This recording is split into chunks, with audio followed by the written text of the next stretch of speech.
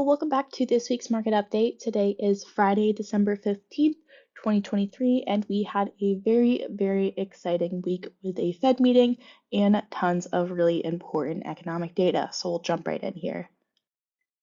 Markets continued their rally this week on news of disinflation, with the CPI print coming in as expected on Tuesday, as well as a very dovish Fed meeting on Wednesday. As of close on Thursday, December 14th, the Dow Jones Industrial Average rose nearly 2.8% for the week, which marked an all-time high for the index on both Wednesday and Thursday here.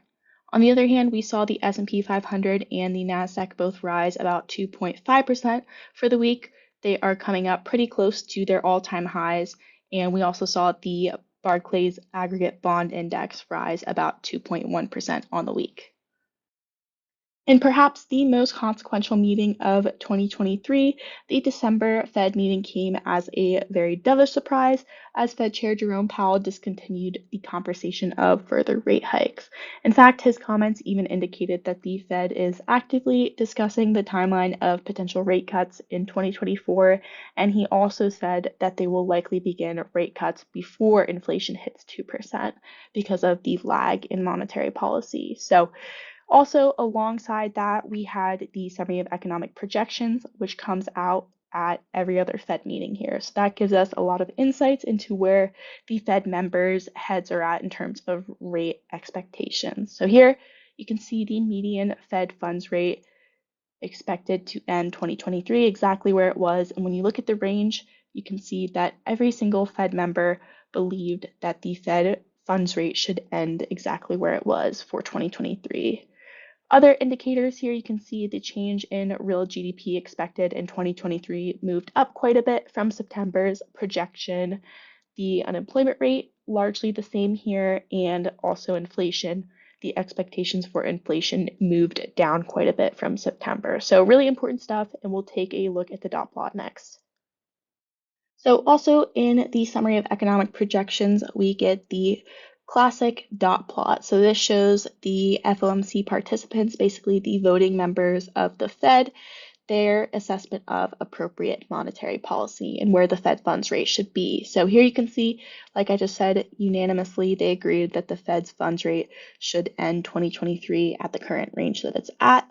But when you look out at next year and the next few years, even at the longer term beliefs, there's a lot of dissenting opinions. So you can see that 2 Fed members believe we should hold rates throughout 2024 at this current level here, while 1 member believes we should actually cut rates to below 4%. So there's a lot of differing opinions, but ultimately the median outlook says that there should be 3 rate cuts as of right now for 2024. So this led the market to rally this week as the Fed is finally talking about rate cuts more definitively, and Fed members are, projecting rate cuts into next year. In other news, we got the November CPI on Tuesday, right before the Fed meeting on Wednesday. Very important stuff here. So it came in as expected for the most part, with an annual inflation rate of 3.1% here in headline, with a core CPI rate of 4% compared to a year ago.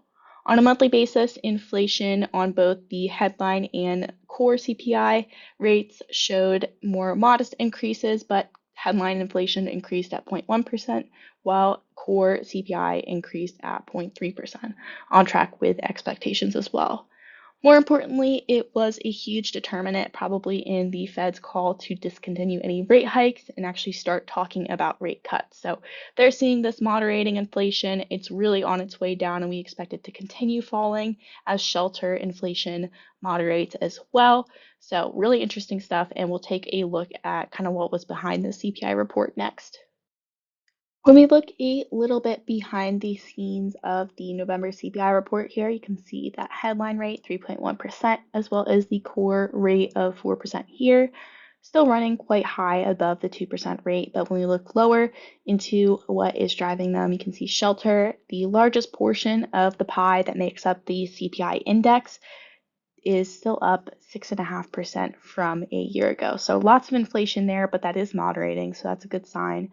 The other hand, we saw transportation services up 10.1% from a year ago as well. So that's quite a bit of an increase. And a lot of that comes down to auto insurance. Lots of car insurances are up for renewal and they are increasing the prices.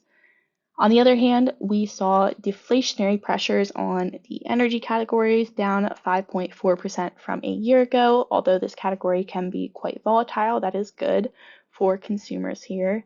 On the other hand, we saw used cars and vehicles down nearly 4% from a year ago, and a lot of this is just coming off of the rally of car prices that we had post-pandemic with the shortage of vehicles being produced. But overall, we're seeing disinflation continue, the rate of inflation continue to slow, and good signs from CPI. Continuing our thoughts on inflation here, we also got the PPI report, the Producer Price Index, on Tuesday alongside the CPI. It showed a very modest annual inflation rate of 0.9% on a headline basis and a core inflation rate of 2.5%, up from a year ago. On a monthly basis, the PPI index was actually flat, while the core PPI rose by just 0.1% in November. Looking at the components leading inflation for producers, really interesting, the food category emerged as a significant contributor, experiencing a notable uptick of 0.6% during the month of November compared to October. On the other hand, lower energy costs continue to play a role in lowering inflationary pressures with a decline of 1.2% in just the month of November. So really interesting here. Lower inflation to producers should continue to be a favorable factor in this last push to get inflation towards that 2% goal. Final update of the week here, we got the retail sales data for November, and this was quite a shift from October's weaker data here.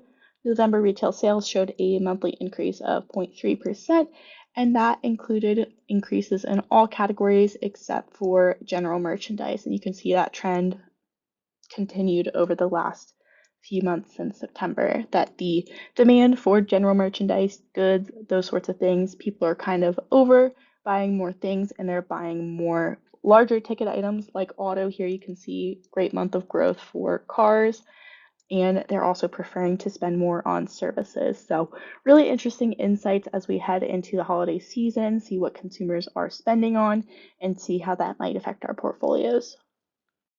So it was a very full and exciting week, but we thank you so much for watching and we look forward to seeing you next week.